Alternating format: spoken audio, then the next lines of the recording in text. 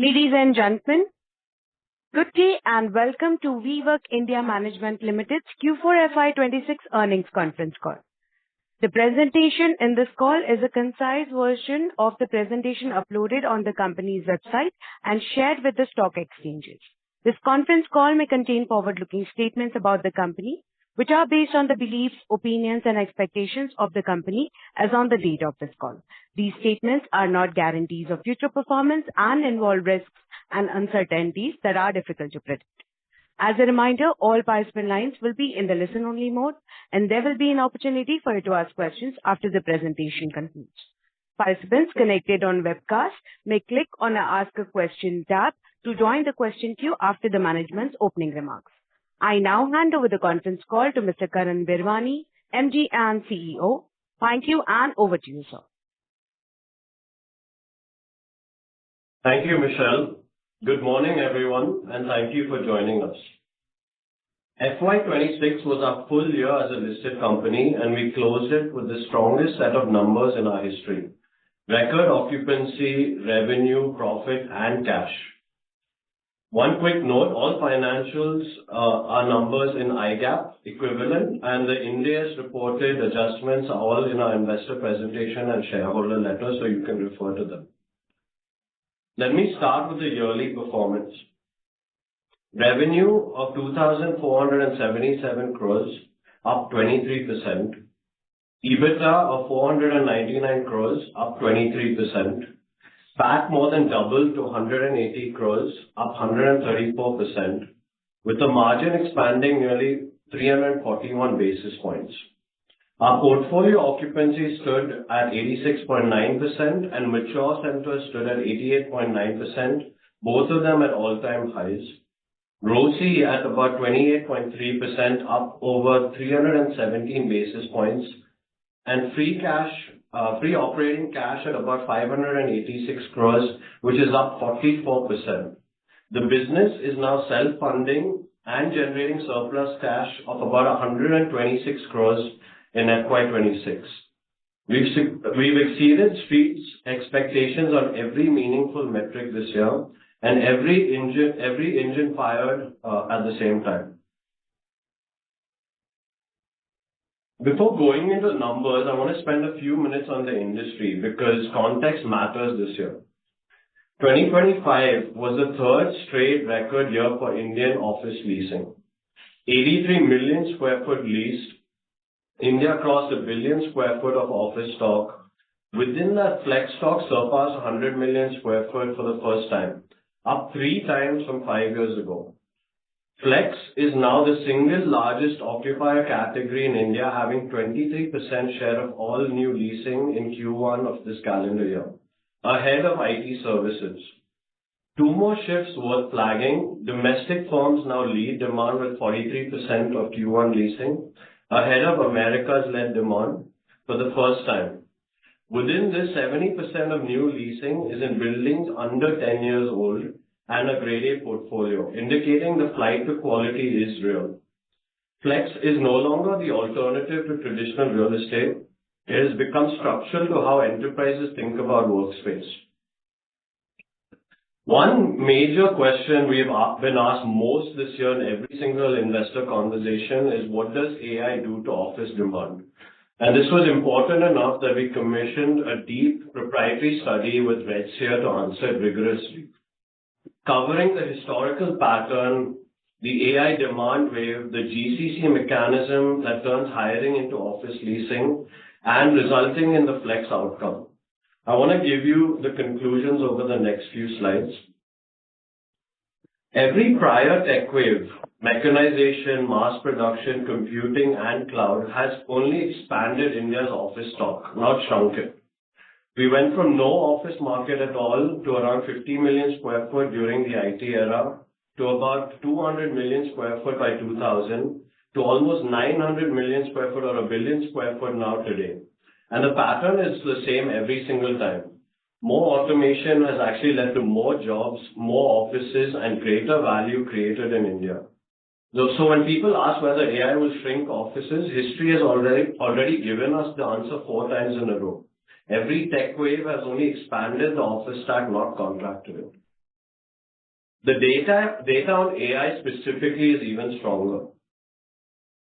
AI hiring in India is up 6 times in 6 years, from 48,000 roles open to nearly 290,000 today. India is now ranked number 2 globally in the AI talent concentration. And 95% of enterprise plan to scale AI adoption over the next 18 to 24 months, with roughly half having already established AI labs or centers of excellence in India. 3 structural advantages converge here. Cost being the first, India remains the second cheapest large office market globally, at about 5 to 11 times below that of cities where customers are headquartered. Talent, almost 2.1 million STEM graduates a year, roughly a quarter of all the global software engineering talent, available at 60 to 80% lesser cost than developed markets. And demographics, the median workforce age of about 28 to 29 against 38 to 40 in the US and China, gives us decades of runway ahead. Putting it all together, the study projects that 79 or 80 million square foot of new net leasing office demand by 2030, which was over and above the pre-AI baseline. GCCs remain one of the major mechanisms that's turning AI hiring into actual office leasing. The AI workforce within Indian GCCs is expected to grow fourfold by 2030, from about 181,000 today to over 700,000. The GCC leasing pipeline through 2030 is around 55 million square foot, almost double that of 2025. And one important nuance for our category, 93% of firms report that their teams are more collaborative because of AI. Meeting room demand for AI-augmented teams is up nearly 30 to 50%. So AI doesn't shrink the office. It changes how the office is used. And Flex is a format that captures it. By 2030, nearly a third of all Flex leasing seats will be AI-driven from about 7% today. GCC Flex leasing is already compounding at about 28% a year. And the structural shift that ties it together is that 75% of enterprises now plan their real estate within a 3-year horizon. 5-year plus leases have collapsed from 40% of enterprises a few years ago to only 8% today. The 10-year lease size for predictable headcount no longer fits. Flex has become the structural answer to workforce volatility, whatever form that volatility takes. Putting the study together, AI is hiring, GCCs are scaling, and Flex is winning. India's Flex stock grows about 2.5 times to about 257 million square foot by 2030. The point is simple. The category we operate in has multiple powerful tailwinds behind it. AI is one, the GCC build-out is another, the flight to quality is a third, and the structural shift away from long leases is a fourth. We don't depend on any one of them. The business is built to capture whichever combination plays out. With that backdrop, let me zoom into the quarter. Cliff will walk you through all of this in detail shortly, so I'll just leave you with 3 headlines that matter. Starting with a bigger platform, filling faster than we're building it.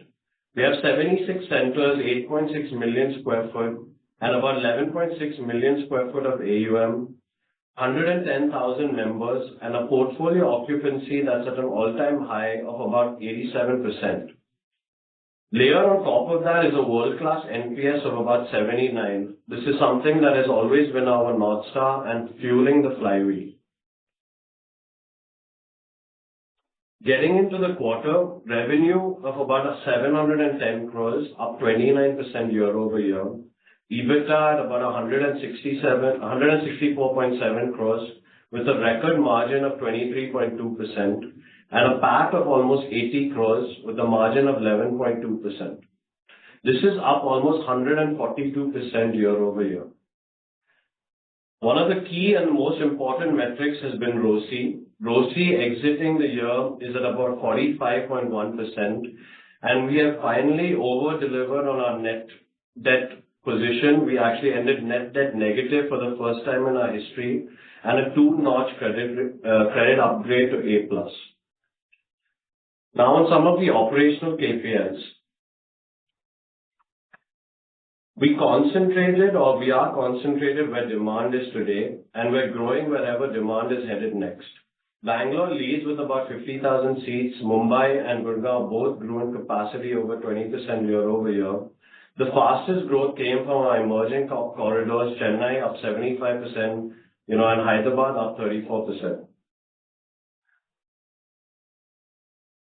The takeaway I want to leave you on this slide is simple. From where we stand today, there's about a 36% capacity growth already locked in, signed and contracted before FY27 even begins. We have leases that are yet to be signed and LOIs that are still in discussion for time periods post that. From a sales perspective, this was one of our best years ever. This year we sold close to about 48,000 desks, which is almost 3.3 million square foot of leasing, our highest ever 12-month velocity, up 20% from last year. This is driven by broad-based growth across WeWork branded as well as managed office spaces.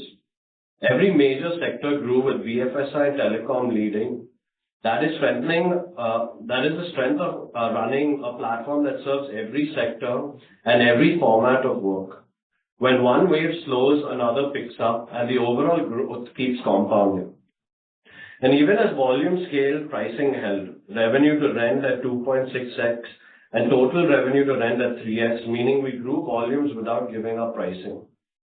And critically, more than half of these new desks came from existing members expanding within our network. Expansion, not acquisition. That is what a plus 79-point NPS score translates to commercially. Members who rate us this highly renew, expand, and refer. Our revenue is anchored by enterprises and balanced across geographies and sectors. 77% of core revenue comes from enterprises, with Fortune 500 alone contributing 28%.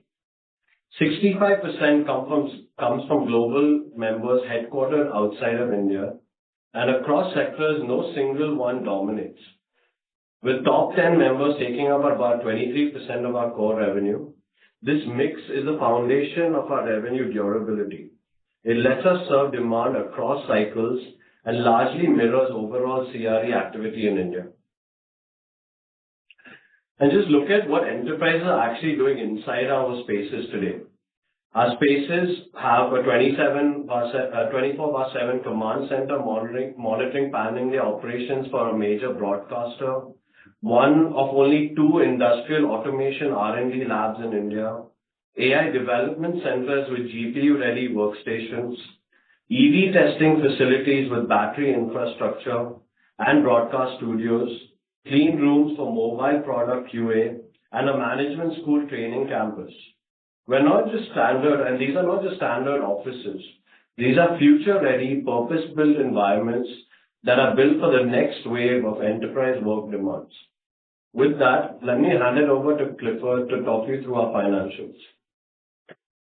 Thank you, Karan. Let me take you through the financials in greater detail.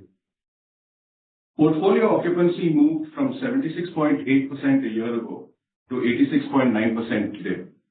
The headline? Members grew twice as fast as capacity. Capacity was up 16%, but members are up 31%. Our spaces are filling faster than we're building them. Mature centers, these are operational centers over 12 months, are 87% of our capacity, running at almost 90%. Growth centers, those that are under a year, are already at 73%, well ahead of where new centers typically ramp at this stage. Q4 FY26 total revenue stood at 709.9 crores, with a 10.9% growth sequentially and a 28.6% growth quarter on quarter. Revenue from operations of 700 crores grew by 10% sequentially and 29% year on year. Core operations, that are private offices and managed offices, are at 584 crores, 29% up year on year. Within that, managed office itself has more than doubled its share to 21% in just 2 years. Value-added services came in at 95 crores. That's a 35% increase. And digital products encompassing All Access, Virtual Office, Workplace, and On Demand came in at 21 crores, up 15%. The annual view, same story, just at greater scale. Full year total revenue was at 2,477 crores and grew 23.4% year-on-year. Revenue from operations of 2,454 crores, up 24%. Core operations at 2,077 crores are up 23%. VAS at 295 crores is up 36%, and digital revenue at 82 crores are up 24%. Now to the order book, the forward visibility of the business. Two things are happening at once. We're signing longer average commitments. We're signing longer with average commitment terms up from 26 to 28 months and from 30 to 33 months for large enterprises. And we are locking in more value with remaining locked-in core revenue now at 2,940 crores, up 34% year-on-year, against a locked-in rental cost of only 986 crores. That's a 3 times positive quantum. FY27 opens with the strongest opening position of 1,885 crores of core revenue, already locked in, growing at a CAGR of 36% over the last 2 years. Each of the past 3 years opened with a locked-in base that the platform then compounded through new business, renewals, and an expanding VAS and digital layer. Center level EBITDA in Q4 of 212 crores at a 31% margin is up 224 basis points year-over-year and 230 basis points sequentially. Rent per square foot only increased 0.9% over the year. Operating expenses per square foot stayed flat despite inflation. Portfolio break-even occupancy is 54.8%. With our growth cohort at 72.9%, they're comfortably over these break-even levels. Q4 EBITDA of 164.7 crores at 23.2%, up 42.8% year-on-year and 22.4% sequentially. EBITDA margin of 23.2% expanded by 231 basis points year-on-year and 218 basis points quarter-on-quarter. Q4 PAT of 80 crores at 11.2% is up 142% year-on-year and 53.1% quarter-on-quarter, with margin up 525 basis points year-on-year and 309 basis points quarter-on-quarter. For the full year, EBITDA stood at 499 crores at a 20.2% margin, up 23%. PAT of 179 crores is up 134%, more than 8 times growth in just 2 years. So EBITDA scales and PAT combines. One slide that captures the rhythm of the business better than any other. Around 20,000 desks of capacity came online across Q3 FY25 to Q1 FY26, a concentrated rollout that landed in 3 back-to-back quarters. This resulted in margin bottoming to 15% in Q1 of FY26. From there, recovery in a single quarter to 20.3%, and every quarter since has stepped higher, 21% to 23.2%, a record in Q4. The full year average tantamounted to 20.2%, and that is the number the business actually runs through the cycle. The mechanic is always the same. Fixed costs land on day one, revenue builds with maturity, margin recovers, and then averages for the year. Q1 FY27 alone brings in 14,000 desks. The same mechanic applies, but this time, over 40% of the new capacity is managed office. And as last year's curve demonstrates, whatever be the quarterly rhythm, the full year margin normalizes. On a side note, FY26 EBITDA margin of 20.2% includes a one-time cost of 9 crores for the IPO. So excluding those costs, the normalized margin is 20.5%. ROCE for Q4 is 45.1%, up over 1,832 basis points year-on-year. For the full year, 28.3%, up 317 basis points. Finally, to cash and debt. Free operating cash for Q4 of 234 crores. That's up 57%, and a full year operating cash of 586 crores, up 44%. Our Q4 FY26 EBITDA to OCF conversion is 1.4 times, indicating a strong working capital management. CapEx for the year was 456 crores. Free cash flow after CapEx was 129 crores for the year. That's up 286% year-on-year.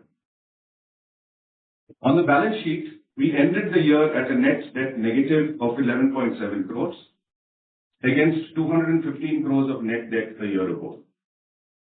Cost of borrowing fell 225 basis points to 8.5%. Credit rating upgraded 2 notches from an A- to A+. The combination is simple: high EBITDA, disciplined CapEx, and compounding operating leverage. Our capital is working harder than it ever has. With that, I will hand it back to Karan. Thank you, Cliff. So one thing to highlight before I close is Rivet. Rivet is a standalone design and build business for enterprises, landlords, and developers with no WeWork center commitment required. It is the same in-house capability that has delivered our own 8.6 million square foot, which is now offered to the market. The economics of this are clean and straightforward flow through of EBITDA to PBT, capital light, and no lease liability. Strategically, 2 things. It opens up every enterprise, landlord, and developer building workspace in India as a potential customer, not just those that are taking space with us. And second, we manage to retain growing customers within the WeWork ecosystem. And finally, sustainability. Sustainability sits at the core of how we operate. Across energy, water, waste, and renewables, we're committed to long-term targets that are amongst the most ambitious in our industry, backed by 6 globally recognized certifications across our portfolio. We are proud of the progress that we have made and even prouder of what it means building workspaces that give back to the environment and communities that we operate in. So to close, FY26 was the best year in our history. We outperformed on every meaningful metric: occupancy, revenue, EBITDA, PAT, and ROCE. The category we operate in is being shaped by multiple powerful forces: the AI demand wave, the GCC build-out, flight to quality, and the structural shift to how enterprises think about real estate. The business is built to capture whatever combination of these play out and be ready for whatever comes next. FY27 marks a shift in what WeWork India represents. No longer just a workspace operator, but part of the backbone that powers India's growth engine as it scales. The order book is deep, the operating leverage is real, and now we're beginning to monetize the platform itself across our technology stack, new adjacent services, and the new network effects of 110,000 strong member base. We're building WeWork India for the future. Thank you for your continued trust, and now we're happy to take questions. Thank you very much, sir. Ladies and gentlemen, we will now begin the question and answer session. Participants connected on audio may press star and 1 on their touchtone phone. If you wish to withdraw yourself from the question queue, you may press star and 2. Participants connected on webcast may click on the Ask a Question tab. Before asking the question to the management, please introduce yourself, providing your name and your organization name. Ladies and gentlemen, we will wait for a moment while the question queue assembles.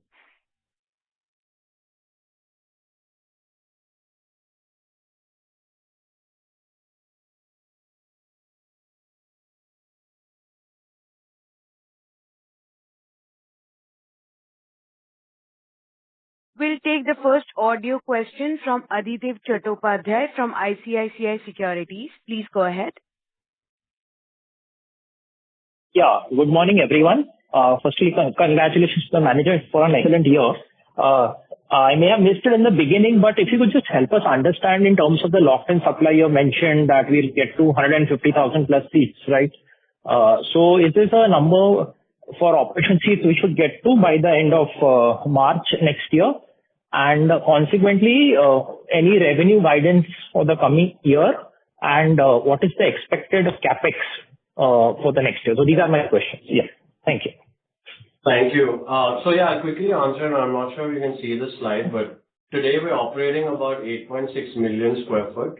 What's locked in till March of next year, which is for this next financial year, is roughly another, 1.6 million or close to 2 million square foot. So we will end March roughly at about 10.3, 10.4 million square foot, which will be about 155,000 desks from where we are today. There are, potential of this sort of like increasing based on some demand back deals that happen through the year or that might come through the year that I will add on top of this, if any. But this is the visibility that we have till March 27. Beyond that, also we have visibility of another, 1.4, 1.5 million square foot, which is already signed, which will largely come on beyond, between FY28 and 29. We're also continuously negotiating new deals, which we will, update this group once those LOIs are signed. So as of right now, we have visibility of basically another 46,000 seats from where we are over let's say the next 18 months, which is already signed. Now, in terms of the CapEx, just for the coming year, this year you'll see that we did close to about 460 crores, or we spent 460 crores of CapEx. A lot of that was driven by some really large managed office deals, high spend deals that we had to do this year as well. We have some of those coming next year. So we believe the CapEx will be, somewhere in the range of 500 to 600 crores for next year in terms of what we end up spending across all of the deals that we already have locked in. From a revenue guidance, perspective, we don't want to give any guidance. I think we've stuck with the fact that we will keep growing the business at over 20%, year over year on a top line basis, and you can already see the earnings growth is much, much higher. So we will continue that. One good part obviously is that we're going into the year with a higher amount of locked in revenue than we ever have. And, historically, we always compound on top of this significantly by the end of the year. Okay, sure. Yeah, that was very helpful and pretty clear. I'll come back in the queue if I have more questions. Yeah, thank you and all the best. Yeah. Thank you. To take the next question we'll take the next question from Saurabh Gilda from JM Financial. Please go ahead. Yeah. Hi, good morning, and congratulations on a great set of numbers. I have a question on your design and build segment, which we have officially launched. So just wanted to get your sense on this thought process. So on a core business, we definitely have a right to win given a premium positioning and market leadership. And given all other peers are competing in the design and build segment. So just wanted to get your sense on how you would like to differentiate, and also if you could quantify the size of the opportunity that you wish to capture in this segment. I think, start with the size of the opportunity itself, which is set to be at roughly 35 to 40 billion dollars in terms of, entire market size. But the reason that we, got into design and build is slightly different. It's much more strategic. I think if you see how we've evolved the platform over the last 9 years, we started as a co-working space. We've slowly progressed from being just co-working for startups to really a workspace as a service provider for all types of businesses and, large enterprises. Then about 2 years ago, we launched, we got into managed office as well to start catering to the companies that were already growing with us and getting to size and scale where they wanted their own office, but they still wanted us to operate it, right? And we also see there are companies that once they reach a certain size, they end up wanting to go take their own space, own campus for, whatever reason they want to operate the space themselves. But a lot of them come to us and say, look, we love your design. You've executed so much space. They've seen the quality of our execution. So they're asking us to see if we can execute for them when they're going and taking up their own space.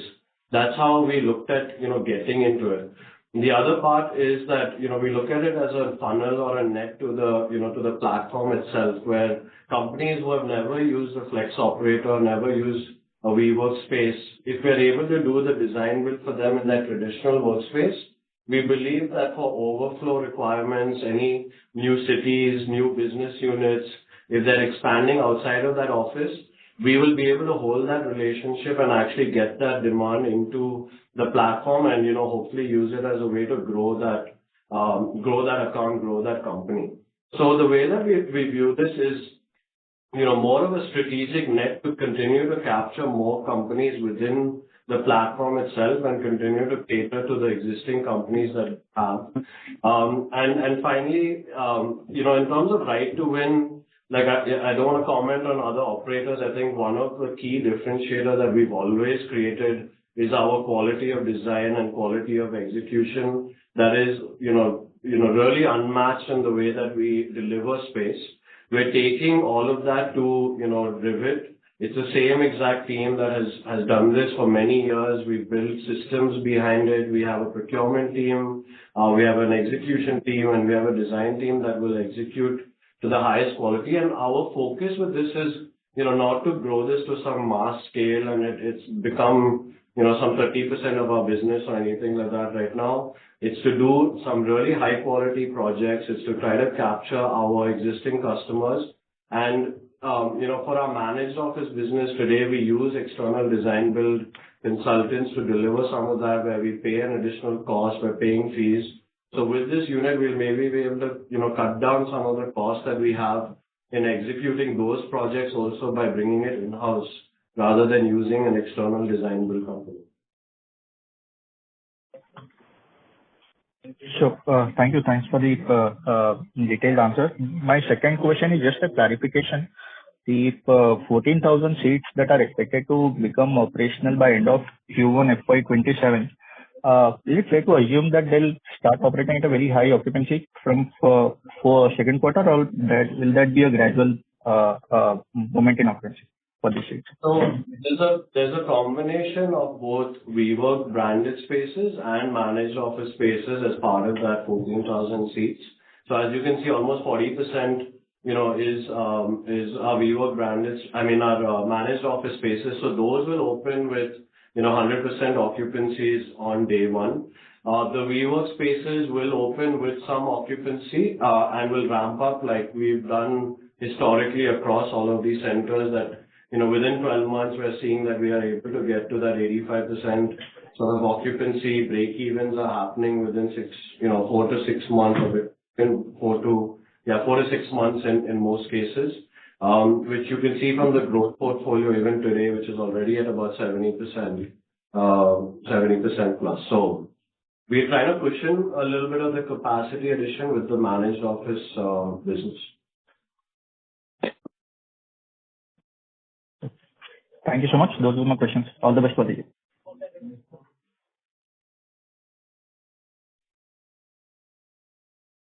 Thank you.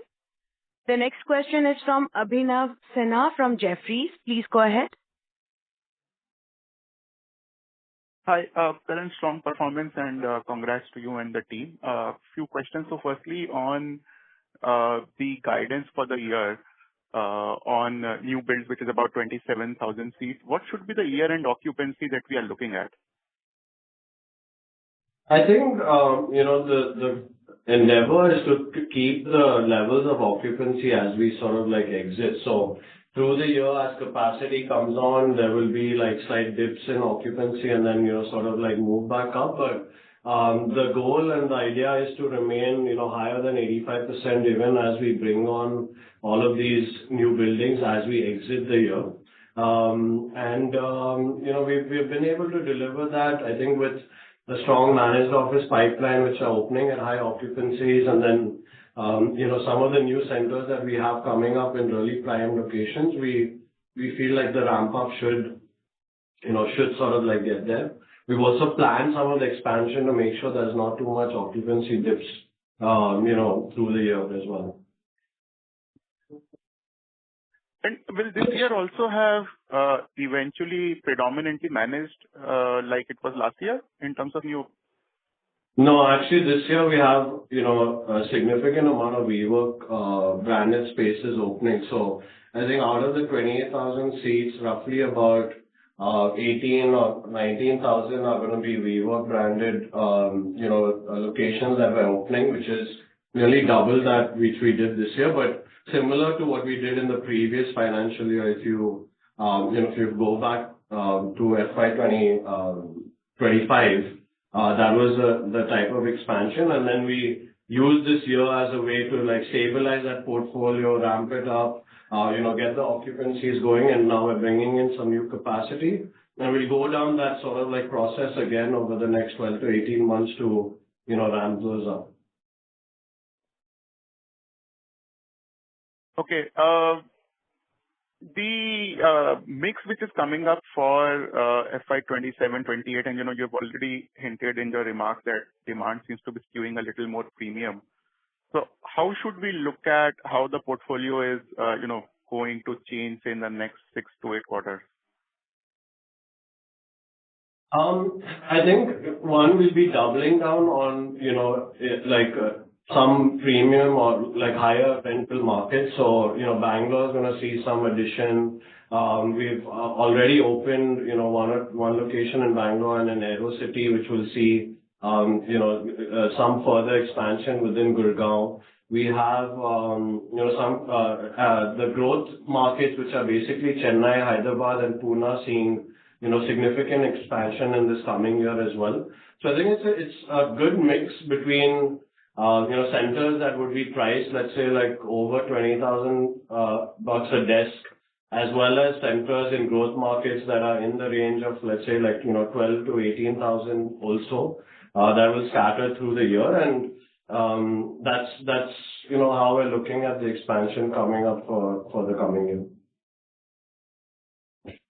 Right. And sir, Karan, lastly, with company turning net cash and it appears FCF should stay reasonably positive next year too, what are the use of cash that you're thinking about? Right now, we're just in growth mode. So, like, the use of CapEx is really to just keep putting it back into, into the centers and actually expanding the business. We, will have peak periods of CapEx spend that happen through the year, depending on the rollout. And then you'll have some lighter periods where you'll see operating free cash maybe higher than, the quarters where we spent a decent amount of CapEx to, deliver those new centers. We're also seeing, an increased spend from these GCCs and managed office businesses, maybe slightly higher than, than we would have expected in terms of what they want to put into their space. And I think like the dollar strengthening will also, probably enhance that entire bit for us. So the idea is to just keep a lot of this liquidity to keep pumping back into the business, and we'll also build up the cash balance, through the year to make sure that we're remaining in this net debt negative or close to net debt negative position even by the end of next year. Okay, thanks and all the best for the year. Thank you. Thank you. We'll take the next question from the line of Yashas Gilganchi from BOB Capital Markets Limited. Please go ahead. Good morning, team. Thank you for taking my questions. Occupancy has improved remarkably over the quarter and year. Please give me a sense of how much of this take-up was driven by GCC tenants. Was there a significant jump? There was a significant jump in the leasing by BFSI and telecommunications tenants. So what drove this, and are these tenants durable? And lastly, was the jump mostly driven by private office tenants? Sure. So, Yeah, the expansion, GCCs right now contribute roughly about like 40% of our existing member base. I think of new sales, maybe closer to 50%, in this last year. So if you look at the sectors that have grown, through with us, it continues to be driven by, sectors like BFSI, technology, pharma, etc. These will continue and are reflective of the overall commercial leasing market in India. So we're, seeing that. And as hiring changes or as different industries, keep moving up and down in the hiring cycle, you see the mix that we have, basically changing also, right? So, if you look at, the member mix in what happened this year, which is the slide that we have up on the screen, you'll see something like telecommunications, which never was an industry that had taken space with us prior. That's seen significant growth with one large deal that we did. BFSI has, for the last few years been growing quite significantly, and even last year we saw almost a 200% growth over there. And you'll see other services, other sectors like IT services, have significantly reduced or come down in this last year. Even pharma compared to last year came down, but it was all taken up by other sectors, newer sectors and other sectors that continue to grow. So this mix is going to keep changing, and I think that's really the beauty of our platform and our business, right? It's able to cater to every single segment, any type of format. The fact that we're doing managed office and WeWork plug-and-play spaces gives us the ability to take any size, any contract term, in any industry. And you'll see from the spaces that we built out also in terms of, use cases where we're not just building offices which are just desks, right? Like we're able to build broadcast studios to AI labs to EV testing facilities. So we're really future ready for any type of transition or any type of work requirement that companies might have in the future. And, we'll continue to do that. Understood. And have you pre-leased any of the 1.6 million square foot of leases signed with the landlords? Any pre-leasing of the space you have signed LOIs for? I understand from the answer you gave to my colleague a while before that managed offices are likely to be 100% occupied from day one. I'm just trying to understand what drives the pace of expansion of leasable area at WeWork. So I think 40% of the deals is coming in Q1, which is actually the large part of our entire managed office rollout for next year, is going to be fully demand backed. So out of the 28,000 seats, roughly about 11,000 are already signed managed office deals that we have coming up, which will open with basically 100% occupancies. The remaining are WeWork locations that as we open, we pre-lease some portion of it, or, as we've opened, they quickly ramp up in terms of occupancy and flow through that ramp that we spoke about, earlier as well. So the velocity, the uptick in velocity, the amount of customers that are within the platform itself who are looking for new space, and this managed office portfolio are really the things that are giving us confidence of, having all of this capacity underwritten with demand and, quickly filled up through the year as well. And that's how we balance or sort of plan for the previous year, is really understanding the underlying demand that's already sitting with us, understanding things that we have locked in from the previous year going into next year. And the remaining bit is things that we've, historically always done with sales velocity and move-ins, etc.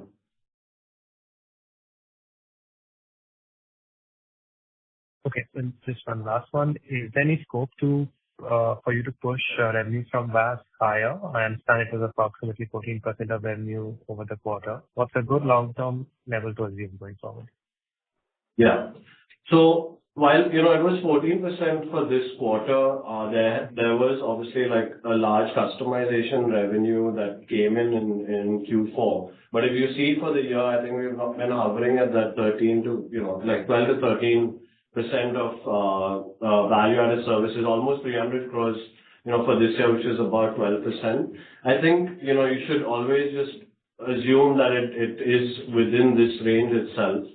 In the next few quarters, we'll, probably talk about some stuff that we're working on from a services standpoint, but it's not something that we want to discuss right now. And the idea is to find these non-linear ways of growing the business and growing the platform, find ways to go deeper into the wallet share, do adjacent businesses like the design build business, which don't have lease liabilities and, are slightly higher in terms of flow through of cash and margin and, incremental in terms of earnings, et cetera, for the business. We think that with scale, as as members grow from what we are 110,000 to like, 140,000, 50,000, 200,000, there's just going to be more and more opportunities for us to be able to, create new lines of revenue and also scale this platform. You can imagine when this is, 500,000 members or like 1 million members, the type of opportunity scale and size of the, different revenue streams that already exist, like how large they could get, right, and how much they would add from a cash flow and a EBITDA standpoint. So I think that's how we look at the business over the next, 5 to 10 years. Understood. Thank you again for taking my questions, and have a nice day. Thank you. Thank you. The next question is from Girish Chaudhary from Avendus Spark. Please go ahead. Yeah, hi. Thanks for the opportunity and congratulations on a very strong fiscal 26 and also the fourth quarter. I would also, just genuinely credit the team for a detailed investor deck, right? So, my first question, I just wanted to check on the margin sustainability. So you had exit EBITDA margins of around 23 odd %. Full year was around 20%, which is more or less identical to fiscal 25. And when I see the deck, you also mentioned about 14,000 desks coming in, with 40% of that is managed. So I assume there will be operating leverage there. But in generally, in terms of trajectory, how should we look at the margins in the next 1 to 2 quarters and also for fiscal 27? Yeah. No, it's a great question, and I think a lot of it, like we've said, always is a factor and timing of capacity coming in. If you, just look at last year, the Q1 dip which we had in this year of about 15% and then exit at 23 is why the average, ended up being the same or similar than last year. Like if that dip was, closer to about 20%, we would have seen an average of sort of like margin being, much higher, or that margin expansion basically playing out throughout the year. And with the demand-backed expansion, coming in Q1 or part of the expansion being demand-backed, we don't foresee as big a dip that we saw in the last year from, Q4 into Q1. It will be less than it was, but there will still be a slight dip, and then it will again ramp up again. So hopefully by the end of the year, the margin, will show that expansion from levels that we are today to what it will average out for the entire year for next year as well. And, we added only 17,500 seats in this last financial year, right? So we're going to be adding almost 28,000 seats in the coming year. So it's more capacity, more sort of like more seats and all of that coming in while keeping the margin either, at similar levels or slightly higher over through the year. Got it. And obviously that leads to compounding Yeah. quantum of cash and EBITDA also. Got it. Nextly, on the cost side, if I see the landlord, the rent per square foot, right, which I see have increased only by close to 1% this year. What I'm trying to check is that, we all know that the commercial real estate market is pretty tight right now in terms of vacancy and the escalations which we are seeing. So going ahead, how much of your portfolio renewals will come up in the next 1 to 2 years, and what escalation should we expect? And just as a follow-up, in terms of passing on, picking up the rentals from the clients, how should we think about that?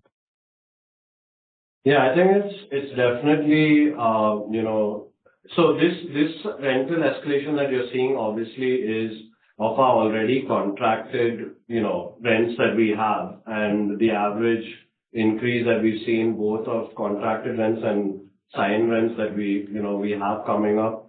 You'll see that, consistently that our revenue to rent multiple remains at that 2.6 to 3x. So really whatever rentals, whether market increase, micro market increase that we've been able to get in, we've been able to price deals and actually like fill those up with the spread continuing, and that's leading to, higher quantum and similar EBITDA margins or profitability margins as that new capacity comes on. It's important to note why those rental markets are moving or why the rents are moving up is because of the real constraint between supply and demand that exists in those micro markets. So if we're able to capture that supply at the start of a 10-year cycle or, this demand cycle, there's already so much pent-up demand that we see those seats filling up. Like you can see this year, we filled up seats like 2x faster than, the capacity that we brought on, right? And that's because we focus on these grade A assets, grade A properties, grade A micro markets where the demand continues to remain strong. Now, from a lease renewal, perspective, I think this is definitely an exercise or a new part of our business that's going to come up through the year.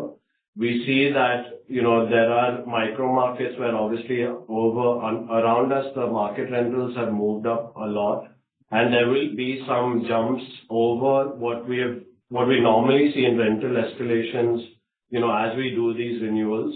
It also, will be a point where we evaluate which assets we, continue for over a 10-year period. I think predominantly across our portfolio, I would say 95% of the assets we will likely continue into another 10-year period. Now, the added benefit that we get, right, with this 10-year renewal, which is also a huge flip that the business is going to see over the next decade or so, is that the depreciation of the capex is completely off the books. So whatever EBIT or PAT that those assets are generating today will balloon by the factor of the depreciated amount, and whatever flow through comes from already sitting at high occupancies, at the start of the 10-year, because we've already filled it up, and even if there's some rental hit when we look at the escalation, you will still see a bigger PAT from all of those assets as well, right? And new deals will basically be repriced at the new rentals that we sign. So you will see that repricing happen over a period of time in those assets, not necessarily on day one, but not so different from how you see new centers that we bring in, right, in a similar micro market. Got it. That was very useful. On my last question, this is on the capex. While you have discussed this on the call, you've spent close to 460 odd crores. So if I do a simple math, you added 17,000 desks for the year. That roughly implies around 2.6 lakh per desk, right, which is higher than the prior year. So if you can help us understand two things. One is how much of that, fiscal 26 capex funded the fiscal 27 incoming desks, and in general, what is the underlying fit-out cost which you're doing, and the current inflationary scenario? How are you coping up with that? Yeah. No, thanks for that. I think, the reason it is that high for this year, a lot of it is driven by two really large high-spend deals that we did. One for JP Morgan, Amazon, and then, some parts. I think those are the two really large deals that were super high spend that, inflated the capex. But those deals are also bringing us, higher returns on capex. So I think overall our return on capex is like roughly about 34%, even with, this higher spend, because of the way those are sort of like priced and come in. We, right now we're estimating, like I said, about 500 or 600 crores for the coming year. 20,000 of the 28,000 desks are WeWork branded spaces. So there we have, good control on whatever the cost per square foot is and whatever the cost for spend will be. And then the managed office is, whatever we have locked in, we know what the spends sort of look like, so we can estimate it to be in this range that we've already said. There are certain deals that are still in discussion, design still happening, and if we extend, or if those sort of asked to spend more CapEx, we will spend it, but you can assume that we will be, recovering and getting a return on all of that CapEx spend to similar levels that we have today. Got it. Thank you so much and all the very best. Thank you. Thank you. The next question is from Raman KV from Sequent Investments. Please go ahead.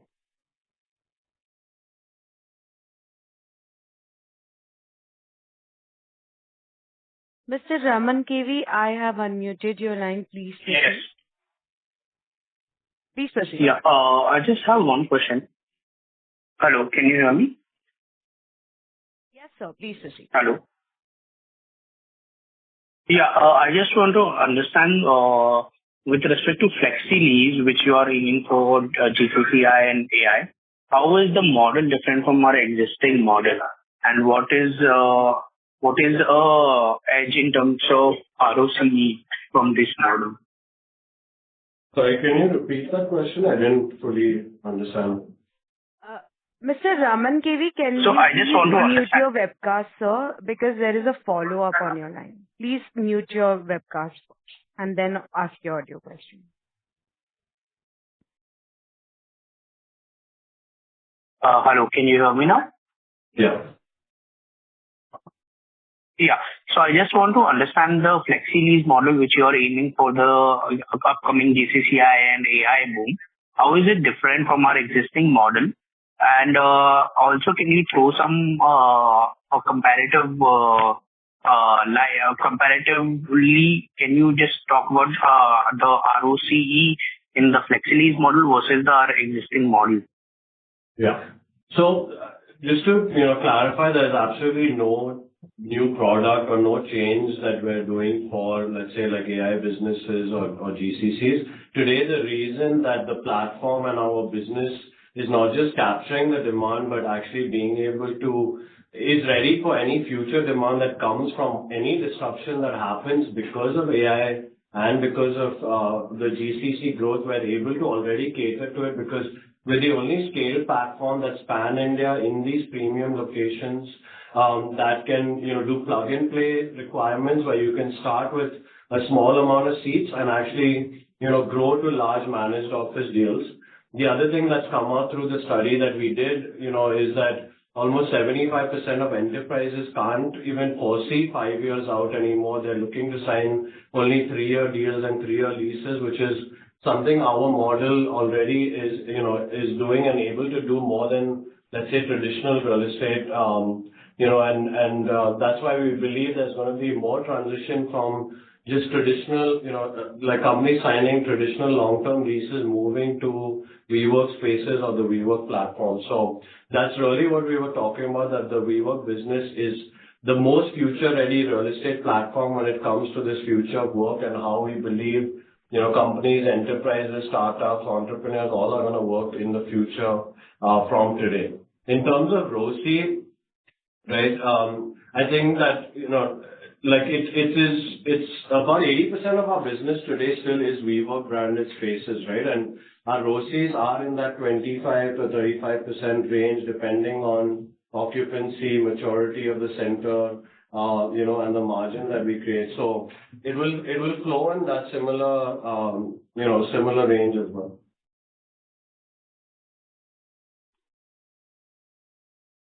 Understood, sir. Thank you. Thank you. Ladies and gentlemen, that was the last question for today. With that, we conclude the Q&A session. I now hand the conference back over to Mr. Karan Virwani for his closing remarks. Thank you, and over to you. Thank you. I just want to close by thanking everyone for joining the call. It has been a great year, a very new light for us with being a public market, company, and our endeavor was to make sure that we deliver beyond what we promised when we actually went through this process. We hope that in the next year also, we're able to continue to over-deliver and make sure that we provide as much value to the shareholders as possible. And we will continue to execute against the plan. So thank you very much, and we'll join you in Q1, in our Q1 call. Thank you, members of the management. On behalf of WeWork India Management Limited, that concludes this conference. We thank you for joining us, and you may exit the meeting now. Thank you.